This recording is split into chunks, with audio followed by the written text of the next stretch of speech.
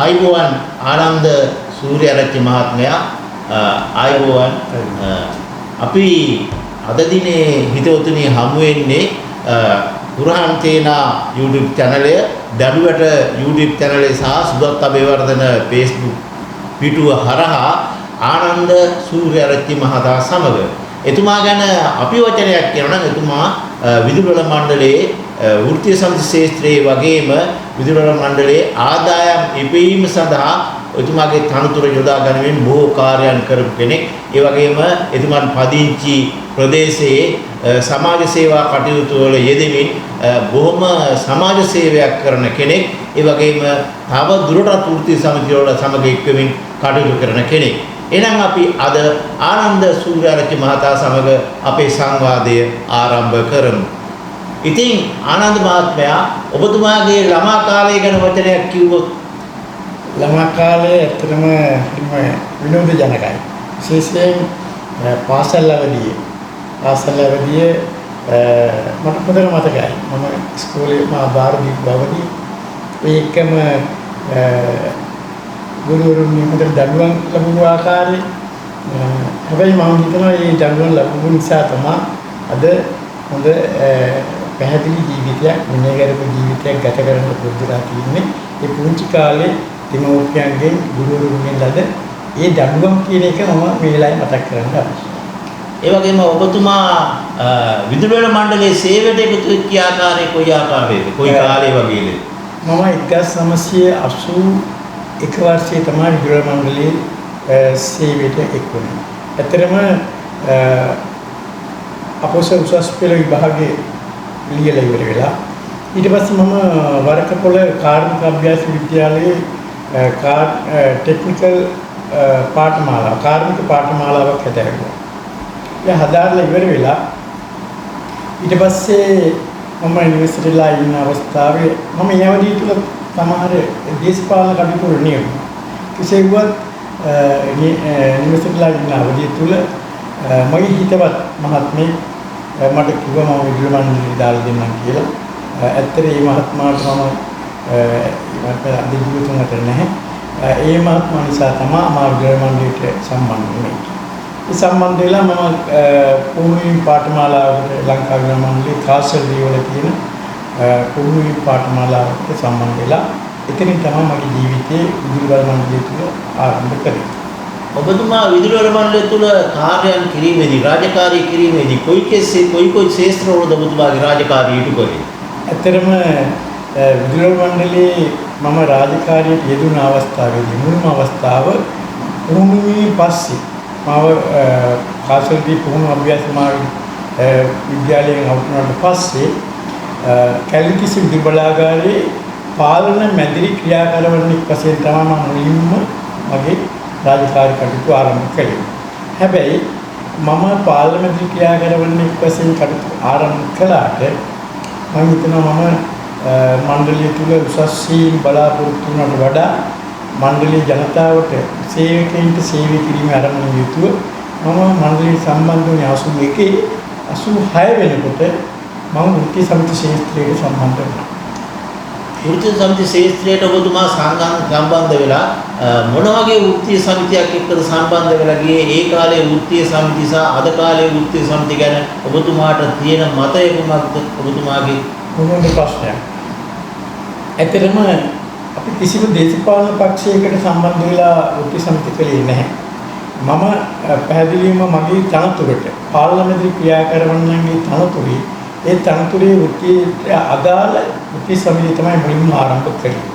ඊට පස්සේ මම මේකේ සමාජික වෙලා 86 වෙනකොට 84 වෙනකොට මම ඒකේ සභාපති තනතුරටපත් වුණා. ඒපත් වෙලා 86 වෙනකොට මම ඇත්තටම මේ මණ්ඩලය තුල තියෙන වෘත්තීය සමිති ඒකාබද්ධ පෙරමුණේ සමලේකම් ධූරයට මමපත් වුණා 86 එතකොට මගේ අර ප්‍රොමෝෂන් සම්බන්ධ උසස් සීම් සම්බන්ධව මම ඒවා සියල්ල පැත්තකට දැම්මා. පැත්තකට දාලා මණ්ඩලයේ සේවකයෝ 16000 වෙනුවෙන් වෘත්තීය සමිති 32කින් යුතු වෘත්තීය සමිති ඒකාබද්ධ පෙරමුණේ සමලේකම්වරයා වශයෙන් මම කටයුතු ආරම්භ කළා 86. එතන සිට විශ්‍රාම යනතුරුම වෘත්ති සමිති ක්ෂේත්‍රයේ යෙදලා කටයුතු කරා. එතන සිට විශ්‍රාම යනතුරුම මගේ සම්පූර්ණ කාලය යෙදුවේ මණ්ඩලයේ සේවක වෙනුවෙන් වෘත්ති සමිති ව්‍යාපාරයේ නගා සිටීමට.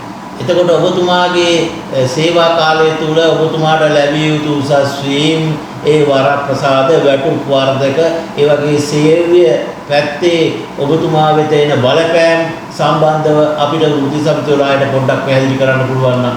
ඇත්තටම පාලනාධිකාරිය විශාල බලපෑම් කළා. බොහෝ අවස්ථාවලදී අපි ක්‍රියාමාර්ගවලට යන්න ඉස්සෙල්ලා සාකච්ඡා මාර්ගයෙන් තමයි විසඳන්න ගියේ. ඒ වුණාට මම පූර්ණ කාලීව නිදහස් වෙලා කටයුතු කළා. වෘත්ති සමිති ව්‍යාපාර වෙනින් අවුරුදු 10කට වැඩි කාලයක් පූර්ණ කාලීව නිදහස් වෙලා හිටියා. මෙන්න මේ නිදහස් වෙලා ඉන්න අවධිය තුල මගේ උසස් වීම් කිසිම දෙයක් මට ලබා දුන්නේ නැහැ. ඊට පස්සේ අවසන් අධ්‍යයන තුර අපි වෘත්ති සමිති තුලින්ම සටන් කළා. වෘත්ති සමිතිය වල නිදහස් වෙලා ඉන්න කට්ටියට මේ තනතුරු ලබා දෙන්න කියලා. ඒ අනුව අවසන් අවුරුදු 10 කාලය තුල මට විදුලි අධිකාරී තනතුර ලැබුණා. නමුත් මම හිතන්නේ සියල්ලට වඩා විදුලි අධිකාරී තනතුරු ලබා ගන්නට වඩා මම සන්තෝෂ වෙනවා මණ්ඩලයේ සේවක වෙනුවෙන් මගේ කාලය තුල ඒකාබද්ධ පෙරමුණේ සම ලේකම්වරයා වශයෙන් ඉන්න අවධිය තුල ලබාගත් වරප්‍රසාද අදට පවා අද සේවකයෝ 25000කට වැඩි ඉන්නවා. මේ 25000 අද මුක්ති විඳිනවා ඒ වරප්‍රසාද. විශ්‍රාමයේ හැමෝම මුක්ති විඳිනවා ඒ වරප්‍රසාද. ඒ ගැන මම සතුටු වෙනවා මගේ පෞද්ගලික උසස් වීම වලට වඩා. ඉතින් ආනන්ද මහත්මයා ඔබතුමාගේ වර්තමාන පෞද්ගලික තත්ත්වය පිළිබඳව චුට්ටක් අපිට කතා කරන්න හිතුණා. ඔබතුමා පදිංචි ප්‍රදේශයේ බොහොම සමාජ හිතැතිව සමාජගතව සමාජයට අවශ්‍ය දේවල් ඉටු කරන කෙනෙක් වශයෙන් තමයි ඔබතුමාව හඳුනා ගන්න ලැබෙන්නේ. ඒ ගැන ඔබතුමා පදිංචි ප්‍රදේශයත් එක්ක පොඩ්ඩක් මතක් කරලා දුන්නොත් අපිට. මම ගම්පහ බැලුම් මහර ගොඩගෙදර කෙනෙක් ගන්න. මම පාසල් අවදීන් යන කාලෙම මට මතකයි 1972 වගේ අවුරුද්දකේ අපි ගමේ පටන් ගත්ත පුංචි ප්‍රජාමණ්ඩලයක්. සමගි ප්‍රජාමණ්ඩලය නම් මේකේ අපි මිත්‍රයෝ කණ්ඩායමක් හිටියා. ඒ තුලින් ගමේ සමාජ මෙහෙවරට මම නියුණා ඇතුළත් වුණා ගමේ සමාජ මෙහෙවර කරන්න. ඒ තුලින් විශේෂයෙන් මගේ පියා වෙන විට ගමේ මරණාධාර සමිති ඒකම දේශපාලන විපක්ෂවල සමිති මෙවැනි මුල් වෙලා හිටියා ප්‍රධාන වශයෙන්. ඒ ආభాසය මට ක්‍රියාකාරීව ලැබුණා.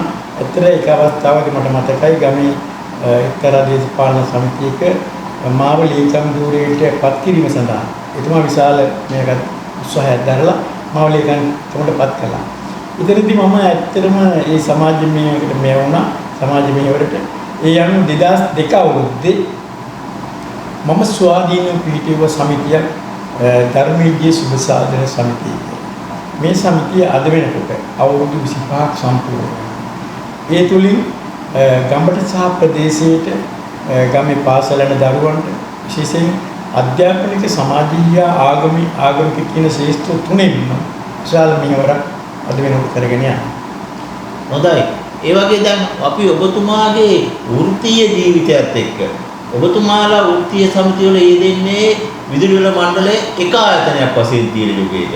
නමුත් මෑතක විදුලි වල මණ්ඩලයේ කොටස් 5කට වෙන් කරනු ලැබුවා. අධ්‍යක්ෂ මණ්ඩල 5ක් යටතේ පාලනය වෙන තත්ත්වයටපත් වුණා. සාමාන්‍ය අධිකාරීවරු නැත්නම් විධායක නිලධාරී 5 දෙනෙකුපත් වුණා. ඒ වගේ ඉහළ ශ්‍රේණිය වල අය 5 දෙනා වගේ පත් වෙන තත්ත්වයටපත් වුණා.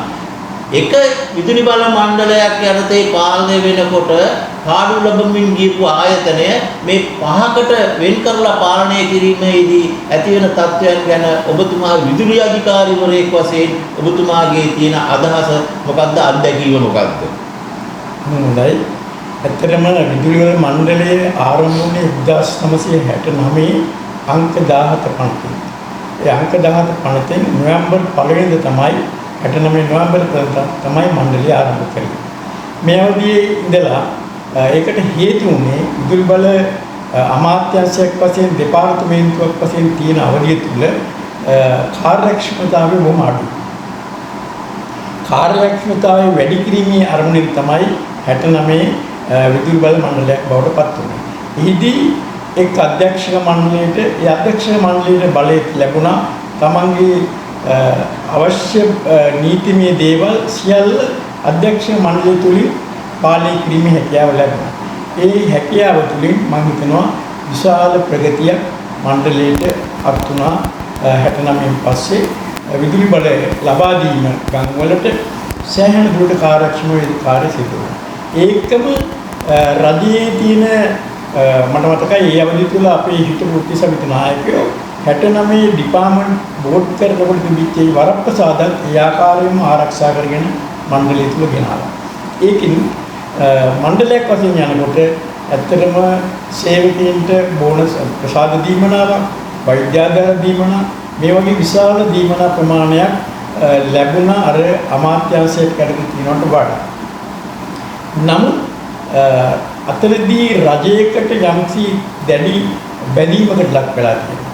මෙහිදී මණ්ඩලයක් වශයෙන් කටයුතු කිරීමේදී මේ බැඳීම පොඩ්ඩක් අඩු වෙනවා. අන්නේ අඩු වෙන තුලදී වංචනික ක්‍රියාවන්, නාස්ති දූෂණ ක්‍රියාවන්, ඒකම අකාර්යක්ෂමතාවයන් සමහර අවස්ථාවල සමහර තැන්වල සිද්ධ වෙනවා. හැබැයි මණ්ඩලයේ දෙපාර්තමේන්තුවට වඩා යම්කිසි ප්‍රගතියක් ඇති වෙනවා. විශේෂයෙන් මෙහිදී දක්ෂ තිබුණු දෙයක් තමයි මණ්ඩලය තුල වෙනම ආණ්ඩුවක් තියෙනවා. ඒක ආණ්ඩු වෙනම පාලනයක්. රජයේ කිසිම මේක සම්බන්ධතා නැති තමන්ට ඕන තාලට ක්‍රියා කරන කණ්ඩායමක් මේ මණ්ඩලය තුල බිහිවුණා. විශේෂයෙන් ඉංජිනේරු මහත්මයා මේ තමන්ගේ අතට මේ ඒකාධිකාරී බලය ගත්තයි කියන එක තමයි මගේ විශ්වාසය. ඒ තුලින් ඔවුන් අනිත් සේවකයන්ට වඩා වැඩි වරප්‍රසාද ගණනාවක් අරගත්තා. අරගෙන එහිදී උනේ ඇත්තටම පාලිතයා සහ පාලකයා කියලා කොටස් දෙකක් වෙනවා මණ්ඩලයේ. අනිත් සියලු සේවකයෝ මේ උත්ති සමිති කොටතර තිබුණත් අර අයට අවශ්‍ය දේ තමයි මණ්ඩලයේ තිබෙන්නේ. එතනදී සේවකයන්ගේ කලකිරීම නැත. සේවකයන් හොරකම් කරන්න පුළුවන් නම් හොරකම් කරන්න ගත්තා. මේ සියල්ල සිද්ධ වුණා. ඒකම ඉංජිනේරුවන් අතර යම් කිසි මතභේද තත්ත්වයක් ඇති වුණා. එතන හේතුව මෙහිදී විදුලි ඉංජිනේරු මහත්තුරු සහ යාන්ත්‍රික ඉංජිනේරු මහත්තුරු සහ සිවිල් ඉංජිනේරු මහත්තුරු මේ තුන්කොල්ල අතරේ යම්කිසි ගැටණයක් ඇති වුණා. තනිකර බලය මණ්ඩලයේ සාමාන්‍ය අධිකාරිවරයාගේ තනතුර ඒකම අතිරේක සාමාන්‍ය අධිකාරිවරුන්ගේ තනතුර මේ සියල්ලම ගියේ විදුලි ඉංජිනේරුවන්ට පමණයි. අන්තිමට මේ බොහොම සටන් කළා අතිරේක සාමාන්‍ය අධිකාරිය තනතුරක් අර යාන්ත්‍රික ඉංජිනේරුවන්ට ලබා ගත්තා. නැත්නම් ඒ දක්වා සියලුම තනතුරු වලින් ඉහළ විදුලි වල මණ්ඩලයේ විදුලි ඉංජිනේරු තමයි ලබා ගන්න. මෙන්න මේ විදුලි ඉංජිනේරුවෝ මේ බලය ගෙනියත්තා තමන්ගේ අයිතීන් වරප්‍රසාදයන් අනිත් සියල්ල අභිබවා තියාගන්න සම්පූර්ණයෙන් ගියා. මෙහිදී අර මං කිව්ව ආකාරයෙන්ම මණ්ඩලයේ යම් යම් අනිදායක තත්ත්වවල පාඩු වෙන්න පටන් ගත්තා. සමහර අවස්ථාවල වංචනික ක්‍රියා කොටිම කියනවා නම් මණ්ඩලයේ මේ අපි කියමු ජෙනරේටරයක් විදුලි බලාගාරයේ ක්‍රියාත්මක කිරීමේදී මේකේ නඩත්තු කටයුතු කරනවා සාමාන්‍යයෙන් අවුරුද්දකට දෙකකට සැරයක්.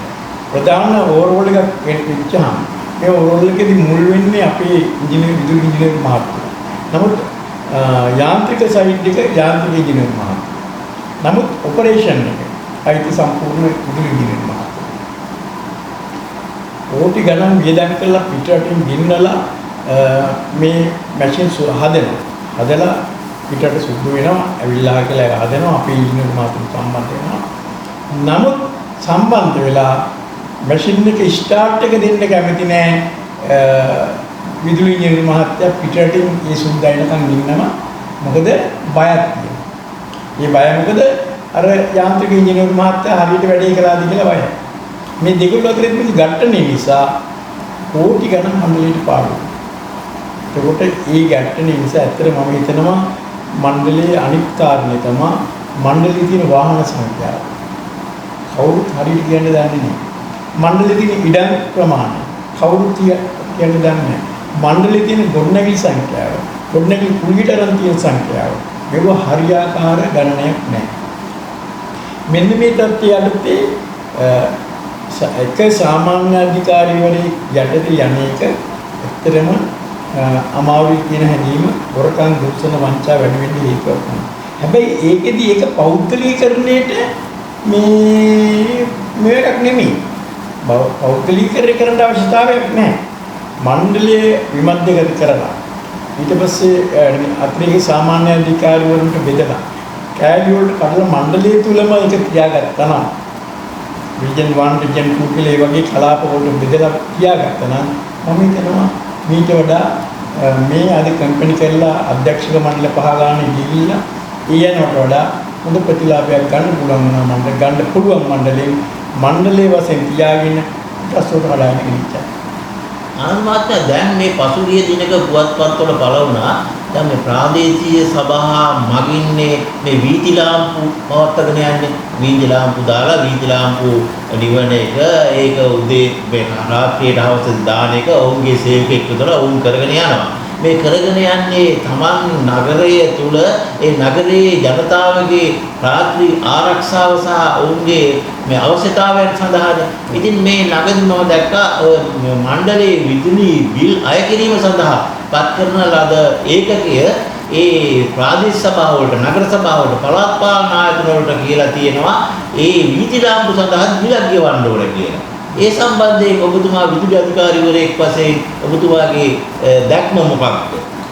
මේමයි. මුලදී මීට අවුරුදු ගානකට ඉස්සෙල්ලා පළාත් පාලන ආයතන වල විදුලිය වෙනම තිබුණා. ඊට පස්සේ මේ පළාත් පාලන ආයතන වල විදුලි බල මණ්ඩලයට පවරගත්තා. හැබැයි පළාත් පාලන අවධිය තුල තියෙනකොට විදුලිය මණ්ඩලෙන් ඒ ට්‍රාන්ස්ෆෝමර් වල මීටරයක් හයි කරනවා ඒ වීදි ලාම්පු ප්‍රමාණය. එතකොට මේ වීදි ලාම්පු ප්‍රමාණය වැය වෙන විදුලිය ඒකක ප්‍රමාණය අර විදුලි මණ්ඩලයේ සටහන් කියවෙනවා. ඒක විදුලි බල මණ්ඩලයට අර ප්‍රාදේශීය සභාවෙන් ඒ කාලෙ ගෙවුවා. ඊට පස්සේ මේක අක්‍රමවත්භාවයක් ඇති වුණා. ඇති වෙලා පළාත් පාලන ආයතන වල සීපියු සියල්ලම විදුලි ශාස්ත්‍රයේ හිටපු සියල්ලම මණ්ඩලයට පවරගත්තා. ඔබතුමාට මතකයි කියලා. ඊට පස්සේ මේකේ වුණ මණ්ඩලය තුලින් කොටසක් කරනවා පෙලික ආයතන කෙලින්ම සභාව තුලින් කරන්න ගත්තා. ඊදී අතර විදුලි බල මණ්ඩලයේ මෙතනදී කියන්න ඕන දෙයක් තමයි මේ වීදි ලාම්පු පරිපාලනයේ කිසිම ක්‍රමවත්භාවයක් නැහැ. කිසිම තත්ත්වයක ක්‍රමවත්භාවයක් නැහැ. ඒක කලේ ඇත්තටම දේශපාලනඥයන්ට අවශ්‍යතාවය උඩ තම තමන්ගේ හිතවතුන්ගේ ගෙවල් ළඟට කණු වලට ලයිට් දාන්න ගත්තා. එතකොට දේශපාලනඥයා කිව්වොත් මෙහෙමයි මාත්‍ය මගේ මන්ත්‍රීතුමාට කිව්වොත් මාත්‍ය මගේ ගේ ළඟට ලයිට් එකක් දාන්න දෙන්න කිව්වොත් අන්න එතනදී මොකද වෙන්නේ මේ මන්ත්‍රීතුමා ගිහලා ලයිට් එක දානවා. එතකොට සාමාන්‍ය කණුවක් විදුලි පහන් දැම්මට කමක් නැහැ. මේකේම නෙමෙයි දිගටම දේශපාලනඥයන්ගේ අවශ්‍යතාවය උඩ විදුලි පහන් දැම්මා. අද ඒකෙන් විශාල හානියක් වෙනවා විදුලියට. පිළිවෙල දරන්න වෙලා තියෙනවා. පිළික් තැන්වල දවල් 12කට විදුලි පහන් පත් වෙනවා. ඒකට මේකට ක්‍රමවේදයේ සකස් විය යුතුයි. මට මතකයි අපි කුඩා අවධිය තුල අපි දැක්කා පළාත් පාලන ආයතනෙන් ඇවිල්ලා අර කොක්කක් හදාගත්ත මිනිස්සුත් ඇවිල්ලා සීරම නිමාගෙන යනවා. අද එහෙම එකක් නෑ. ඒ අද ක්‍රමවත්භාවයෙන් මේක කරනවා නම් මේකේ තියෙනවා ටයිම් ස්විච් එකක්. day height නිමෙන්න හවස height-පත් වෙන්න ඒ ටයිම් ස්විච් එක දාලා කරලා කරන්න පුළුවන්. ඒකම අර පැරණි ක්‍රමයට විදුලි මීටර හයි කරලා නැවත විදුලි මීටර හයි කරලා කියලා ඒ ගණනය කරලා කියලා ඒක ප්‍රාදේශීය සභාවෙන් මණ්ඩලයට දෙන්න ක්‍රමවේදය සකස් කරන්න ඕනේ. නමුත් මේ පිළිබඳව තාම මේ ඇත්තට මේ පෞද්ගලික වකවාන වල ගත්තාම පහන් විදුලි පහන් නෙමුත් ඒක ආයෙ දාන්නේ නැහැ. දැන් මෑතකදී නම් එහෙම දාන්නෙම නැහැ. ඒක එහෙම කර්මන වෙලා තියෙනවා. ඒ විදුලි පහන් පිළිබඳව හොඳ ක්‍රමානුකූල සැලැස්මක් හදන්න ඕනේ. රටක් වශයෙන් යනවා නම් ඒක තමයි මගේ දැක්ම. මම හිතනවා මම විදුලි අධිකාරිවරයෙක් වශයෙන් මම ඉන්න අවධිය තුල මම දවල්ට ගිහිල්ලා පිළික්ලාවට සේරම ලයින් ටික ඉච්චිලා ඒ නිවාස වල කියනවා. මේමයි දැන් බලන්න ඕගොල්ලන් ගිහලා විදුලි පානපත් වෙනවා. මේක නිමා. ඒක රටේ සම්පතක් නේ විනාශ වෙන්නේ කියලා ඒ පාරේ ගිහිල්ලා කියලා ඒගොල්ලෝ කියනවා. ඊට පස්සේ ඒගොල්ලෝ කියනවා මේක ලබන මාසෙ වෙනකොට ලබන සතිය වෙනකොට මේක තිබුණොත් මම ඇවිල්ලා මේ ලෑන්ඩ් එක අපලලා. මොකද අපේ තුල බලය දීලා තිබුණා මණ්ඩලයට හානි වෙන දෙයක් තියෙනවා නම් ඒක නවත්තන්න බලය තිබුණා. ඔව් ආනන්ද මහත්මයා දැන් මේ වෙනකොට විදුලි බල මණ්ඩලයේ කොටස් 5කට කැඩුවා වගේ අපි අපේ රටේ මූලිකම කාලයේදී විදුලි බල ජෙනරේටර් මගින් උත්පාදනය වල පසුව ජල විදුලියට ගිහිල්ලා ඊට පසුව සුළං විදුලි බලාගාර ඊළඟට සූර්ය කෝෂ වගේ විදුලිය සපයා ගන්න ආකාර දැන් බොහොමයක් එක්ක යන්නේ. දැන් එතකොට ඊටාම පහසුවෙන් අපි ඝර්ම කලාපීය රටක් අපිට අහසේ හිරු එළිය බොහොම වෙලාවක් පවතිනවා දිනයක් තුල. එහෙම පවතින රටක සූර්ය කෝෂ මගින් විශාල විදුලි බල ප්‍රමාණයක් උත්පාදනය කර ගැනීමේ හැකියාව අපිට තියෙනවා. ඒත් එක්කම මුහුදු බඩ බැලුවාම දිගටම තියෙන වෙරළ තීරය ආණ්ඩුවට අයිති වෙරළ තීරය. ඒ ආණ්ඩුවට අයිති වෙරළ තීරය තුල ජනාකීර්ණ නොවන ප්‍රදේශවල සුළං විදුලි බලාගාර ඇති කිරීමේ හැකියාවත් උපරිමයට තියෙනවා. ඊළඟට ජල විදුලි බලාගාර ගැන නම් අපිට එහෙම කතා කරන්න බෑ.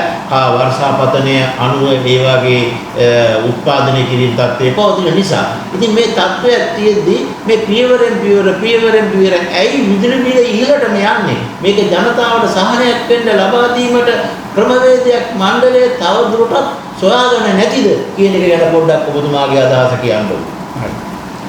ඇත්තටම දැන් අපි මුලින්ම අපි පටන් ගත්තේ විදුලි මණ්ඩලයේ ඇත්තට අපි අගය කරන ඕන විමර්ශන මහත්මයා. එතුමා සිහි කරන්න ඕනේ. එතුමාගෙන් තමයි මේ ආරම්භය ආවේ ජල විදුලිය.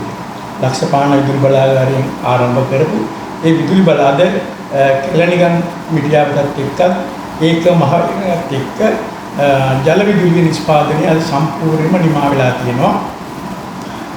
ඒක වඩා ඒක මම හිතන්නේ වැඩි කරන්න අමාරුයි. ඒකම අපේ මිනිහයිතු පුංචි විදුලි බලාගාරවල අපි ජල විදුලි නිෂ්පාදනය කිරීම කළා. මේක 10ට වඩා අඩු ස්කේල් පෞද්ගලික අංශයෙන් මේ වගේ කරනවා. හැබැයි අපි අර ජපාන වගේ රටක අද සෝලර් පවර් කියන එක සූර්ය බල ශක්තිය කියන එක ඉතාමත් හොඳින් ක්‍රියාත්මක වෙනවා. අපි මෑතකදී තමයි මේ සූර්ය බල ශක්තිය ප්‍රයෝජන ගන්න කටයුතු කළේ. හැබැයි ඔබ දන්නවා ඇති ජල විදුලිය කියන එකේදී විදුලි බලය නිෂ්පාදනය කිරීමට යම්කිසි කාලයක් ගන්නවා. කොළඹ වගේ නගරයක විසින් වරාය ඒකම යාපෝට් එක මේ වගේ අත්‍යවශ්‍ය තැන් වලට ශ්‍රමිකව විදුලිය දෙන්න අවශ්‍යයි. මෙන්න මේ කුඩේ මට මතකයි ජවර්ධන මහත්තයා කවුරු තුල ගිනාව මෙගෝට් 20 ඩීසල් විදුලි බලාගාර. මේ මෙගෝට් 20 ඩීසල් විදුලි බලාගාර කැලණි 36ක් ස්ථාපිත කරනවා. මේකෙන් අපිට විනාඩි 5ක් ඇතුළත කොළඹට විදුලිය දෙන්න පුළුවන්. එතකොට හැබැයි ක්‍රමානුකූලව මේ ඉන්ධන පරිභෝජනයේ ඉන්ධන මිල වැඩිවීම හේතුවෙන් මේ විදුලි බලාගාරවල නිෂ්පාදනය කළාට දැඩි වියදමක් ඒකකයකට විශාල වියදමක් කරන්න සිද්ධ වෙනවා. ඒකට ඊට පස්සේ අපි ගෙනාවා දැඩි තෙල් වලින් සපස්කන්ධ විදුලි බලාගාරයේ ඩීසල් වලින් දුවන්න මගේ විදුලි බලාගාර හැදුවා. දැන් මේ සේරම තියෙන්නේ පොසිල ඉන්ධන හරහා තමයි මේ විදුලි බලාගාර සියල්ල ක්‍රියාත්මක වෙන්නේ. ලෝකේ පොසිල ඉන්ධන ප්‍රමාණය ක්‍රමක්‍රමයෙන් අඩු වීගෙන යන අවධියක මේ මිල ගණන් වැඩි වෙනකොට අපේ විදේශ විනිමය විශාල ප්‍රමාණයක් මේ ඩීසල් විදුලි බලාගාර විනිමය වැය කරන්න සිද්ධ වෙනවා. මෙහිදී ඊට පස්සේ අපි තීරණයක් ගත්තා නොරොච්චෝලි ගල්ලරු වලින් විදුලි නිෂ්පාදනය කිරීම ඇත්තට තෙල් වලට වඩා විශාල ලාභදායී තත්ත්වයක්. නමුත් මට මතකයි නොරොච්චෝලි විදුලි බලාගාරයේ දී වෙනකොට ඒ අවධිය තුල මහින්ද රාජපක්ෂ ජනාධිපතිතුමා ඉන්න අවධිය තුල එතන හිටිය පවුල් 72ක් පදිංචිලා මුහුදායි.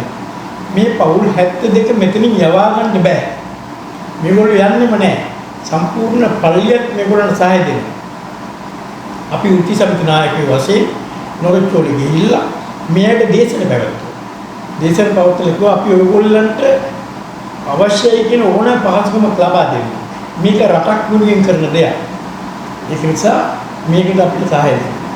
ඊට පස්සේ අපි ඒ අයට පොරොන්දු වුණා. මණ්ඩලය අපි ඇත්තටම උත්ති සමිති නායකයෝ මේ පොරොන්දු වුණේ. මණ්ඩලය පොරොන්දු පස්සේ තමයි ලැබුණේ. අපි කිව්වා ඔයගොල්ලන්ට මුහුදු වෙනවා නම් අපි බෝට්ටු දෙන්න. ඔයගොල්ලන්ට මෙතනින් ගෙවල් 72ක් අපි වෙනම හදලා දෙන්න. මණ්ඩලයේම රැකියාව දෙන්න. මේ නොරොච්චෝලේ බලාගාරෙම ඔයගොල්ලන්ට රැකියාව දෙන්න. මෙන්න මේ වගේ අපි ගිහිල්ලා සුමාන ගණන් ඒ ඉඳලා නොරොච්චෝලේ ඉඳලා අපි ඊට පස්සේ තමයි මේ පවුල් 72 මෙතනින් අයින් කරලා නොරොච්චෝලේ පටන් ගත්තේ ඒ අවදී. ඇත්තටම ඒ අවදී තුල පටන් අරගෙන ඒකට වෙනම කම්පැනියක් හැදුවා ගල්අඟුරු කියන. ඒ ගල්අඟුරු ගේන එක නියම ප්‍රමිතියෙන් කාබන් අඩු ගල්අඟුරු සමාගම. කාබන් අඩු ගල්අඟුරු ගෙනාපුවාම ඒකෙන් වැඩි නිෂ්පාදනය කරන්න පුළුවන් තාපය වැඩි. එතකොට මොකද මේ අවස්ථාවේදී මේ අවධිය තුල මට හොඳට මතකයි කටකතා ඇරියා. රුවන්වැලි ශ්‍රීමා බෝධිය මැරෙනවා. මොකද මේ ගල්අඟුරු අඩු ගිහිල්ලා මැරෙනවා කියනවා. ඊළඟට මුහුදේ මාළු. මාළු මොකද මේකේ උණුසුම් වතුර අපි මුහුදට අයින් කරනවා. ඒකට මුහුදේ මාළු මැරෙනවා. දීවලින්ට රැකියා නැති වෙනවා. මෙන්න මේ වගේ කතා දැවුවා. අද වෙනකන් එහෙම දෙයක් වෙලා නැහැ. ඒතකොට මේ ගල්ළඟ මෙගෝට් 300 ඉවරන තුනක්. මෙගෝට් 900 අපේ පද්ධතියට එකතු වුණා. ඒක ඇත්තටම හොඳ ප්‍රවණතාවයක්, හොඳ විකල්ප නිෂ්පාදනයක් තමයි අර ෆොසීල ඉන්ධන වෙනුවට. ඊට පස්සේ තමයි වුණ ක්‍රමානුකූලව අපේ හුලක් වින් පවර් අපි පුත්තලමේ ඒකම මන්නාරම් ප්‍රදේශයේ පටන් ගත්තා. හැබැයි මෙහිදී අපිට විශාල මූලික වියදම ටිකක් වැඩි. මට මතකයි ඒ අවස්ථාවක පුත්තලමේ ඒ ක්‍රේන් පවා ඉන්දියාවෙන් ගෙනාවේ. ක්‍රේන් අපි උස්සාවිය වලට. ඒකට ලොකු වියදමක් ගන්න වෙන මූලික වශයෙන්. හැබැයි කුලන් මාර්ගයෙන් ලැබෙන විදුලිය තාමත්ම මේ අඩු මුදලකට අපිට දෙන්න පුළුවන්. අපි මම හිතනවා ලංකාව වටේම තියෙන මොහොත මේ තාපෙදි මේ කුලන් විදුලි බලාගාර තව ඉදි කරන්න පුළුවන්. මම හිතනවා ඉස්සෙල්ලා පහුගිය ආණ්ඩුවෙන් බලාපොරොත්තු වුණා නිරෝධ 200 300 විදුලි බලාගාර මන්නාරම් පැත්තේ ඉදි කරන්න. ඒක අකර්මණ්‍ය වුණා කොහොම හරි අදානි මේ ආණ්ඩුවත් පසුගිය කාලේ ඒ ගැන කතා කරන්න ගිහිල්ලා අදානි සමාගමත් එක්ක මේ ප්‍රදේශයේ අයගේ විරෝධතාවය නිසා දූපත ආශ්‍රයේ පදිච්චකරුවන්ගේ විරෝධතාවයත් එක්ක මදකට නතර කරන්න කටයුතු කරපු ආකාරයක් අපි දැන් මාස කිහිපයකට ඉස්සෙල්ලා පුවත්පත් මගින් සහ ප්‍රවෘත්ති විකාශ වලින් අපිට දැක ගන්නට ලැබුණානේ. දැන් එතකොට ආනන්ද මහත්තයා දැන් මේ පවතින තත්ත්වයත් එක්ක දැන් මේ සියලුම දේවල් විදුලි පද්ධතියට එකතු වෙනවා. නමුත් විදුලි බල මණ්ඩලයට දරා ගන්න බෑ මේ නිෂ්පාදන පිරිවැය කියන එකත් එක්ක විදුලි බිල වැඩි කරගෙන යනවා. නමුත් විදුලි බල පද්ධතියේ අකණ්ඩ පවත්වාගෙන යන්න බෑ. සෙනසුරාදා ඉරිදා දිනවල විදුලිය භාවිතා කිරීම අඩු වෙනවා. එතකොට කියලා විදුලි බල මණ්ඩලයේ පද්ධති निराකරණය කර ගැනීම සඳහා කියලා විදුලිය අත්හිටවනවා. ඊළඟට මේ සූර්ය කෝෂ මගින් විදුලි නිෂ්පාදනය කරන අයට එදිනට විදුලි බලය නිෂ්පාදනය කරන්න යන්න එපා කියන එක කියලා ඒවත් නවත්තන්න කියනවා. මොකද්ද මේ ව්‍යාකූලතාවය ගැන කියලා මට පොඩ්ඩක් පැහැදිලි කරන්න. ඒකට හේතුව මේකයි. ඇත්තටම අපේ විදුලි ජාලය විදුලි පද්ධතිය එකම පද්ධතියක් වශයෙන් තමයි තියෙන්නේ. එතකොට මුළු රටේම එකම ජාලයක්. මේ ජාලය තුලදී කටයුතු කරනකොට අපි දැන් සෝලාර් පවර් සූර්ය බල ශක්තිය අපි ගන්නෙත් අපේ ට්‍රාන්ස්ෆෝමර් එක හරහා තමයි පද්ධතියට ගන්න. අපිට එක ගෙදරකින් මෙගෝට් 5යි මේ යුනිට් 400යි 500 වගේ තමයි පොඩි ඒවායින් ඉන්නේ. අපිට මෙගෝට් 2 3 නිෂ්පාදනය කරන සූර්ය පැනල් තියෙනවා හැමතැනම. කොහොම වුණත් මේ සූර්ය පැනල් පද්ධතිය අපි ගන්නකොට සිස්ටම් එක බැලන්ස් කරන්න. අපේ පද්ධතිය ක්‍රමානුකූලව තමයි මේ දැන් අපි කියමු හවස 6ට අපි ස්ටාර්ට් කරනවා අපේ ජල විදුලි බලාගාර. ජල විදුලි බලාගාරට ස්ටාර්ට් කරනවා ඊට මොකද අඩු වියදම් එකකින් තමයි පටන් ගන්නේ. ඊට පස්සේ ක්‍රමක්‍රමයෙන් 6:00 උන මේ සිස්ටම් අපේ තියෙන වෙනම පද්ධති පාලන මධ්‍යස්ථාන. ඒ පද්ධති පාලන මධ්‍යස්ථානෙන් තමයි මේ විදුලි බලාගාරවල කියන්නේ දැන් ඔයාගේ මැෂින් එක ස්ටාර්ට් කරන්න. අර මැෂින් එක ස්ටාර්ට් කරන්න. මේ වගේ ක්‍රමානුකූලව තමයි විදුලි බලය නිෂ්පාදනයේ පද්ධතියට එකතු වෙන්නේ. ඔව්. එතකොට අර සූර්ය පැනල් වලින් ගන්න පොඩි පොඩි මෙවැයේදී අර සිස්ටම් එක හරියට ගෙනියන්න බැරිමක් වෙනවා. අන්න ඒ තත්ත්වයන් උඩ දැන් අපි කියමුකෝ අවුරුදු දවස් කියලා අවුරුදු දවසට සේරම කර්මාන්තශාලා වහලා තියෙනවා. අපි යන්නේ ලයිටින් ලෝඩ් එක විතරයි. හැන්දෑවේ ලෝඩ් එක විතරයි යන්නේ. දවල්ට ලයිට් නැහැ. ලයිට් මේ විදුලි බලය අවශ්‍ය වෙන්නේ නැහැ. එතකොට අර හැමතැනින්ම ගන්න පොඩි පොඩි මේ සෝලා වලින් යනකොට සිස්ටම් එක පොඩ්ඩක් ගෙනියන්න අපහසුතාවයක් වෙනවා. මේ හේතුවෙන් තමයි මේ දවස් වලට පොඩ්ඩක් සෝලා පැනල් ඕෆ් කරන්න කියලා ඉල්ලීමක් කරන්නේ මේ හේතුවෙන්. එහෙම නැත්නම් වෙන ප්‍රශ්නයක් නෙමෙයි. කොහොමවත් ඒකට විසඳුමක් තියෙනවා. විශේෂයෙන් බැටරි බෑග් ගෙනල්ලා. බැටරි ගෙනල්ලා තම තමන්ගේ පෞද්ගලික පිටකොළ ඒ තත්ත්වෙත් අපිට මෙයා කරගන්න පුළුවන්. ඒක විශාල වියදමක් තමයි බැටරි වල. ඒකයි තියෙන ප්‍රශ්න. දැන් අපි මේ ඔබතුමා දැන් විදුලි බලය ගැන මේ ආකාරයට කතා කරනකොට අපේ රටේ තියෙන පෞල් සංඛ්‍යාවක් තියෙන විදුලි බලය පාවිච්චි කරන දැන් අපි ව්‍යවසායකයන්ට කර්මාන්ත ශාලාවලට විදුලිය අවශ්‍ය වෙන ඒ වගේ උත්පාදන කර්මාන්ත සහ අපනයන කර්මාන්ත වලට පූර්ණ විදුලිය සපයලා දීලා සෝලාර් පවර් වගේ ඒවා යොදාගෙන විදුලි බල මණ්ඩලයේ මැදිහත් වෙලා හෝ නිවාසවල ඒවා හයි කරලා දීලා ඒ වගේ මිලක් අය කරන්න ගියොත් ඔය ගැටලුවට විසඳුමක් ගන්න බැරි තත්ත්වයක් ඇති වෙවි. සමහරවිට මෙහෙමයි. එතන තියෙන්නේ දැන් අපි දන්නවා අපේ පොඩි සූර්ය සීන් ගන්න ශාලාව කල්වා. ඔව් කල්වා. එතකොට මේ වගේ තැන්වල ඒ අයට ආවේනිකව ඒගොල්ලම විදුලි බලය නිෂ්පාදනය කරනවා. ඒ අයම Tamanට අවශ්‍ය විදුලිය නිෂ්පාදනය කිරීම කරනවා. ඒතර ඇත්තට ඒ වගේ කර්මාන්ත ගල්ලෝය මේ තියෙන දේවල් වලින් Tamanට අවශ්‍ය විදුලි බලය නිෂ්පාදනය කරන්න පුළුවන්. නමුත් දැන් ගෙවල් වලින් නිෂ්පාදනය කරන විදුලියට මණ්ඩලයෙන් හෝ රාජ්‍ය බැංකු වලින් සහායක් දීලා ලෝන් එකක් දීලා මේ ක්‍රමවේදය ආරම්භ කරලා සම්පූර්ණ හැම ගෙදරකටම Tamanට අවශ්‍ය විදුලිය නිෂ්පාදනය කරන ක්‍රමවේදයක් හදාගත්තොත් මම හිතනවා ඒක ඇත්තටම පහසු වෙනවා රටට. නමුත් මම හිතනවා මේ පිළිවෙය දරා ගැනීමට බැරි ඉඳ තමයි ආණ්ඩුව කිසිවක් ඒකට මැදිහත් වෙන්නේ නැත්තේ. හැබැයි මේ ක්‍රමයේ කළොත් විශාල වාසියක් රටට වෙනවා. හොඳයි හිතවතුනි අද අපි එකතු වුණා ආනන්ද මහතා සමග එතුමා විදුලි බල මණ්ඩලයේ හිටපු විදුලි අධිකාරිවරයෙක් ඒ වගේ විදුලි ශාස්ත්‍රයේ සහ සමාජ සේවයේ යෙදෙන මහත්මයෙක් විදුලි බලය සහ විදුලි බලයේ ඇති වෙලා තියෙන මේ ගැටලු සම්බන්ධව තමයි අපි කතා කරේ. තවත් දිනක හිතවතුන් සමග වැඩසටහනෙන් ඔබ සමග හමු වෙන තුරු අපි ආනන්ද මහත්මයාට නැවත හමු වෙමු කියලා ආයුබෝවන් කියලා අපි අද සමු ගන්නවා. ඔබට සියලු දෙනාට බොහොම ස්තුතියි.